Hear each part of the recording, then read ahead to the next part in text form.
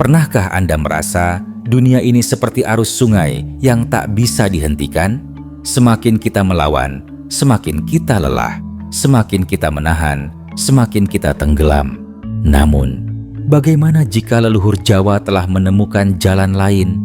Bukan melawan arus, bukan pula hanyut tanpa arah, melainkan ngeli tanpa keli, mengalir tetapi tidak terbawa. Ini bukan sekadar pepatah. Ini adalah laku batin yang selama berabad-abad disimpan dalam sunyi para sesepuh. Sebuah kunci halus untuk tetap tegak di tengah perubahan tanpa menjadi keras, tetap lembut tanpa kehilangan daya. Di zaman ini, ketika manusia sibuk mengejar, membuktikan, dan mempertahankan ego, kita justru semakin terpecah. Kita ingin damai, tetapi hidup dalam ketakutan. Kita ingin tenang, tetapi pikiran terus berperang. Kita ingin menjadi diri sendiri, tetapi malah terseret oleh ekspektasi dunia. Dan disitulah rahasia ini menjadi relevan kembali. Ngeli tanpa keli bukan tentang menyerah pada keadaan. Ia bukan kepasrahan yang kosong. Ia adalah seni tertinggi untuk bertahan tanpa membatu dan berubah tanpa kehilangan jati diri. Bayangkan sebatang bambu di tepi sungai. Ketika badai datang, pohon besar patah. Tetapi bambu, ia melengkung, mengikuti angin, namun tetap berdiri. Itulah ruh dari ngeli tanpa keli. Dalam video ini, kita akan menyusuri jejak makna terdalam dari laku ini. Bukan hanya sebagai filosofi Jawa, tetapi sebagai jalan kesadaran yang dapat membebaskan manusia modern dari konflik batin yang tak berkesudahan.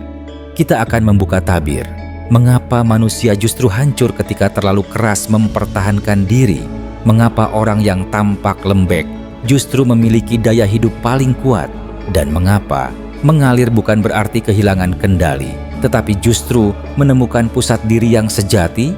Apa yang akan Anda dengar bukan sekadar teori, melainkan gema dari pengetahuan tua yang dulu hanya dibisikkan di pendopo, di balik asap dupa, dan di antara malam yang hening. Jika Anda bersedia mendengarkan, bukan dengan telinga, tetapi dengan rasa, maka perjalanan ini bisa mengubah cara Anda memandang hidup. Karena mungkin selama ini kita tidak tersesat, kita hanya terlalu kaku untuk mengalir. Di masa ketika kata-kata belum ditulis untuk dibaca, tetapi untuk dirasakan, para leluhur Jawa tidak menurunkan ilmu melalui buku tebal atau hukum tertulis. Mereka menyampaikannya lewat tembang, simbol, dan laku hidup.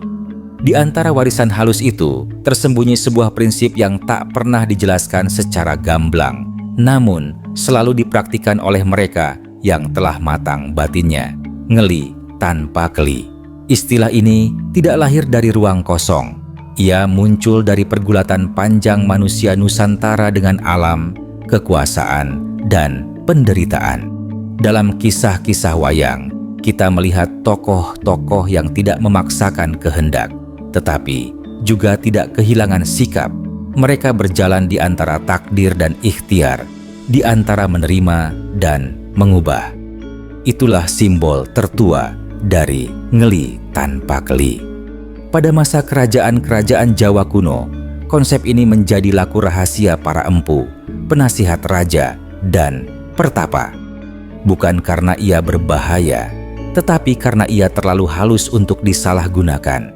Mereka memahami bahwa kekuasaan yang kaku akan runtuh, sedangkan kekuasaan yang lentur akan bertahan lebih lama. Maka, laku ini tidak diajarkan kepada mereka yang masih haus pengakuan. Dalam serat-serat Jawa lama yang bahasanya berlapis simbol, kita menemukan petunjuk tentang sikap menepi di tengah keramaian dan berjalan di antara gelombang tanpa basah. Ini bukan metafora puitis belaka, melainkan kode batin. Para leluhur meyakini bahwa manusia tidak bisa mengontrol arus semesta, tetapi bisa mengatur pusat dirinya sendiri. Mengapa ajaran ini terasa hilang? Karena dunia berubah. Ketika zaman memasuki era kecepatan, manusia tidak lagi mendengar suara batin. Segalanya harus cepat, tegas, dan terlihat. Nilai yang tidak bisa dipamerkan dianggap lemah. Padahal justru yang paling kuat sering tidak tampak. Maka, laku ngeli tanpa keli perlahan tersisih, dianggap pasif, dianggap menyerah, dianggap kuno. Padahal, sesungguhnya ia adalah seni hidup tertinggi. Secara filosofis, ngeli tanpa keli berada di antara dua kutub, antara pasrah dan melawan, antara diam dan bertindak, antara mengikuti dan memimpin. Ia mengajarkan bahwa dunia ini adalah arus besar yang terus bergerak. Siapapun yang mencoba menghentikannya akan terkoyak. Namun, siapapun yang hanyut tanpa sadar akan kehilangan arah. Maka, manusia sejati adalah ia yang mampu mengalir sambil menjaga pusat jiwanya tetap teguh. Inilah mengapa ajaran ini dahulu hanya dibisikkan kepada mereka yang siap, karena ngeli tanpa keli bukan teknik. Ia adalah kedewasaan batin, dan kedewasaan tidak bisa diwariskan. Ia harus dialami. Hari ini, ketika kegaduhan menjadi normal dan kekacauan dianggap wajar, ajaran ini kembali mengetuk. Bukan sebagai nostalgia, tetapi sebagai kebutuhan. Sebuah panggilan halus dari masa lalu yang mengingatkan kita bahwa kekuatan sejati bukan terletak pada siapa yang paling keras, melainkan siapa yang paling sadar. Untuk memahami ngeli tanpa keli, kita tidak bisa memaknainya dengan logika biasa. Ia bukan rumus, bukan strategi sosial, dan bukan teknik bertahan hidup. Ia adalah posisi batin, sebuah cara berada di dunia tanpa tenggelam di dalamnya.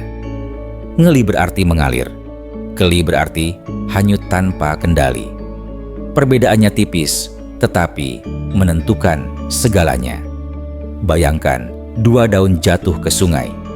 Yang pertama, membiarkan dirinya terbawa, berputar tanpa arah, menabrak batu, dan akhirnya terdampar entah di mana. Yang kedua juga mengalir, tetapi ia tahu kapan mengikuti arus, kapan mendekat ke tepi, dan kapan memanfaatkan pusaran kecil untuk menjaga posisinya.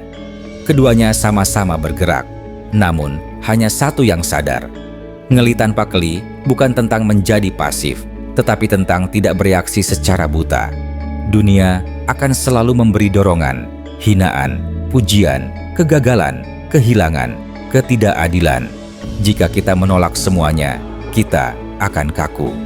Jika kita menerima semuanya tanpa saringan, kita akan larut.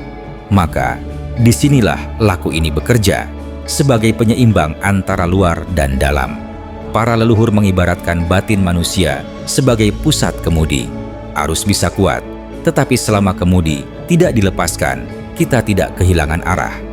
Masalahnya, kebanyakan manusia modern hidup dengan kemudi yang rusak, dikendalikan oleh emosi, ketakutan, dan hasrat yang tidak disadari. Ketika kita marah, lalu berkata, "Aku memang seperti ini," itu adalah keli. Ketika kita takut berubah, lalu berkata, "Ini takdir," itu juga keli.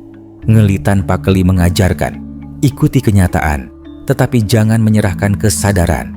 Dalam laku Jawa, kesadaran ini disebut eling. Eling bukan sekadar ingat, tetapi hadir sepenuhnya di saat ini. Tanpa eling, ngeli berubah menjadi hanyut. Dengan eling, ngeli menjadi gerak yang selaras. Ada kisah tentang seorang pertapa yang tinggal di dekat sungai deras. Setiap hari, orang-orang melihat ia menyeberang tanpa perahu. Ketika ditanya rahasianya, ia hanya berkata, "Aku tidak melawan air, dan aku tidak mempercayainya sepenuhnya. Aku hanya menjaga pusat langkahku." Itu bukan sihir, itu simbol. Karena ngeli tanpa keli bukan soal mengontrol dunia, melainkan menguasai respons kita terhadapnya. Disinilah paradoksnya. Semakin kita berhenti memaksa, semakin besar pengaruh kita. Semakin kita melepaskan ego, semakin kuat pusat diri kita. Namun, ini baru lapisan pertama. Di baliknya, tersembunyi makna yang lebih dalam tentang kehendak, tentang waktu, dan tentang hubungan manusia dengan sesuatu yang lebih luas dari dirinya. Sebuah rahasia yang tidak bisa dijelaskan dengan kata-kata lurus, hanya bisa didekati dengan rasa. Jika pada lapisan pertama kita memahami ngeli tanpa keli, sebagai seni menjaga kesadaran di tengah arus, maka pada lapisan berikutnya kita akan melihat sesuatu yang lebih halus, bahwa arus itu sendiri tidak selalu datang dari luar, tetapi juga dari dalam diri. Manusia sering merasa dunia yang memaksanya, padahal banyak tekanan itu berasal dari dorongan batin yang tak disadari, keinginan untuk diakui, takut ditinggalkan, takut gagal, takut tidak berarti. Dorongan inilah yang menciptakan arus palsu, arus yang tampak seperti kenyataan, tetapi sebenarnya hanyalah pantulan dari konflik batin. Disinilah banyak orang salah paham. Mereka mengira ngeli tanpa keli berarti ikut saja. Padahal yang dimaksud adalah memilah arus mana yang sejati dan mana yang hanya gema ego. Laku ini mengajarkan bahwa tidak semua yang bergerak harus diikuti dan tidak semua yang diam berarti benar. Ada arus yang menuntun dan ada arus yang menyesatkan. Perbedaannya hanya bisa dirasakan oleh batin yang telah belajar sunyi. Para sesepuh menyebut keadaan ini sebagai suwung ingrame, sunyi di tengah keramaian. Tubuh berada di dunia, tetapi batin tidak terikat. Inilah inti dari ngeli tanpa keli, bergerak bersama kehidupan, tetapi tidak larut di dalam drama yang diciptakannya. Ada sebuah paradoks halus.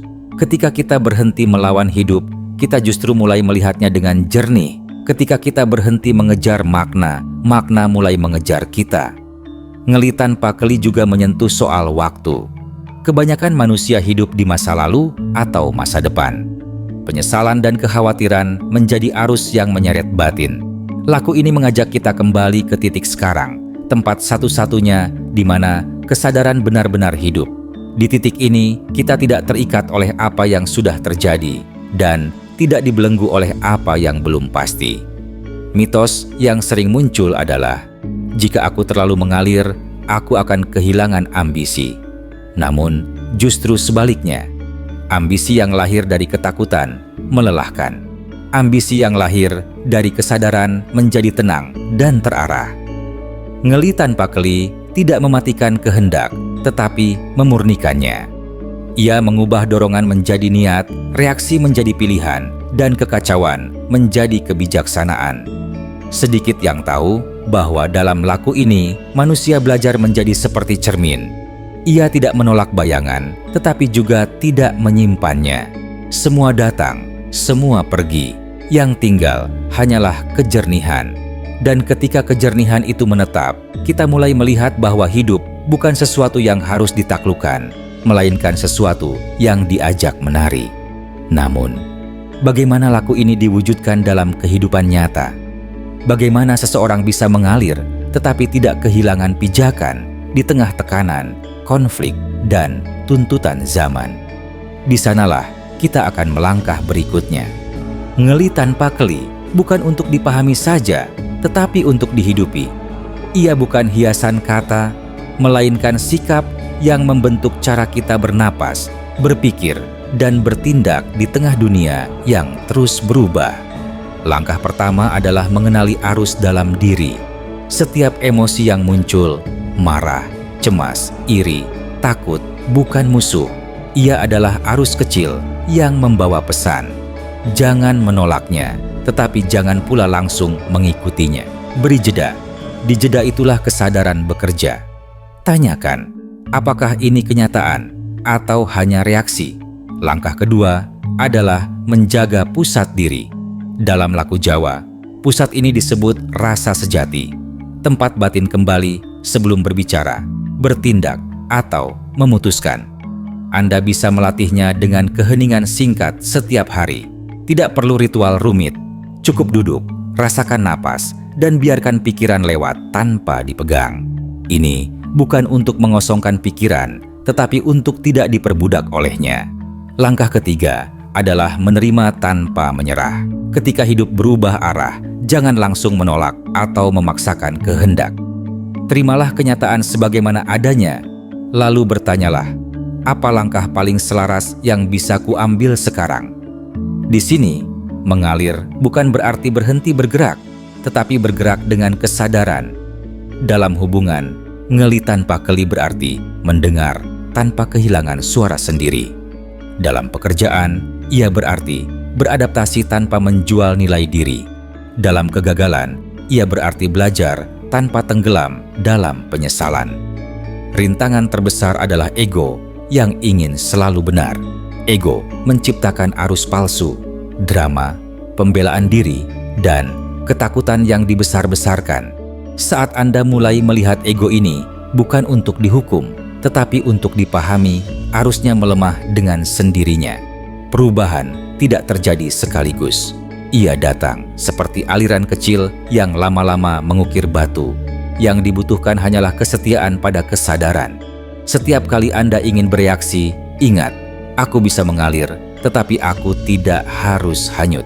Dan dari sanalah, ketenangan bukan lagi tujuan, melainkan keadaan alami. Ngeli tanpa keli bukanlah jalan untuk lari dari hidup. Ia adalah cara paling halus untuk menghadapinya tanpa hancur di dalamnya. Kita telah menelusuri bagaimana laku ini lahir dari kebijaksanaan sunyi para leluhur, bagaimana ia tersembunyi di balik simbol, tembang, dan kisah-kisah tua. Kita melihat bahwa ia bukan kepasrahan kosong, bukan pula perlawanan keras.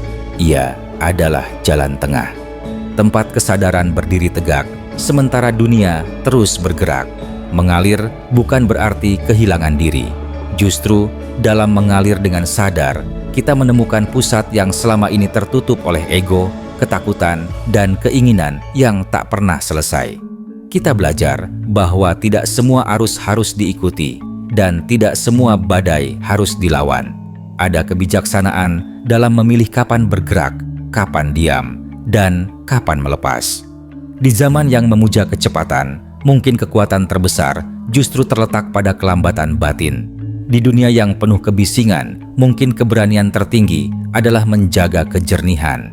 Dan di tengah arus yang tak bisa dihentikan, mungkin rahasia bertahan bukanlah menahan, tetapi menemukan cara mengalir tanpa kehilangan pijakan. Sekarang, pertanyaannya bukan lagi tentang dunia, melainkan tentang Anda. Di bagian mana hidup Anda terasa terlalu deras? Di titik mana Anda merasa hanyut tanpa arah? Dan apakah Anda siap untuk berhenti sejenak, bukan untuk melawan, tetapi untuk sadar? Jika kata-kata ini menggema di dalam diri Anda, biarkan ia menjadi benih. Rawatlah dalam keheningan, dan biarkan ia tumbuh dalam setiap langkah. Karena mungkin kebijaksanaan sejati bukan tentang menguasai hidup, melainkan tentang menjadi selaras dengannya. Jika Anda merasa perjalanan ini bermakna, simpanlah, bagikanlah, dan lanjutkan pencarian batin Anda. Sebab jalan ini tidak pernah berakhir, ia hanya semakin dalam. Dan kini, saat arus kembali memanggil, apakah Anda akan hanyut atau mengalir dengan sadar?